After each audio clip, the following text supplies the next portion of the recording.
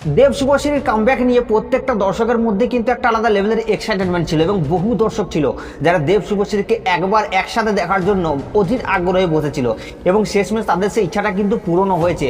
একই মঞ্চে তারা দেশু জুটিকে দেখেছে এবং সেখানে তাদেরকে ডান্স করতে দেখেছে, আলোচনা করতে দেখেছে বিভিন্ন ব্যাপারে, এবং কেউ কেউ তো এই ইভেন্টটাকে দেখে কেঁদেও ফেলেছিল। তো যাই হোক, তারপরে ইভেন্টটা দেখার পরে কিন্তু প্রত্যেকটা দর্শকের মনে আবারও কিন্তু প্রশ্ন উঠেছে যে দেব শুভশ্রীকে কি তাহলে আমরা আবারও একসাথে দেখতে পাবো।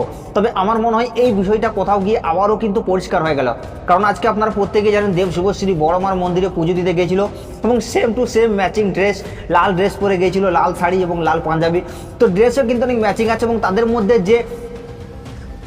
মধ্যে যে বন্ডিংটা আমরা যেটা অনেক আগে দেখেছিলাম, আজ থেকে 9-10 বছর আগে, সেই বন্ডিংটা কিন্তু আমরা দেখতে পাচ্ছি। তারা যে কথাবার্তা বলছে, তাদের যে বন্ডিং, সেটা কিন্তু আমরা বুঝতে পারছি এবং আশা করা যাচ্ছে এবং ভালো ডিরেক্টর এবং ভালো পরিচালক যদি তাদেরকে নিয়ে কোনো স্ক্রিপ্ট লেখে, আমার মনে হয় তারা আবারও একসাথে এক ছবিতে কামব্যাক করবে। এবং যদি এটা সম্ভব হয় তো সর্বপ্রথম আমার মনে হয় রাজ চক্রবর্তী এটা ঘটাবে, মানে পার্সোনালি এটা আমার এক্সপিরিয়েন্স বলছে। তো আপনাদের কি মতামত আপনারা নিচের কমেন্টে অবশ্যই জানাবেন, এবং আপনারা কি দেব শুভশ্রী জুটিকে আবারও বড় পর্যায়ে দেখতে চাইছেন ধূমকেতুর পরে কোনো নতুন বড় প্রজেক্টে, সেটাও কিন্তু আপনারা নিচের কমেন্টে জানাতে ভুলবেন না। আর সাবস্ক্রাইব করে দাও নেক্সট ভিডিওর জন্য।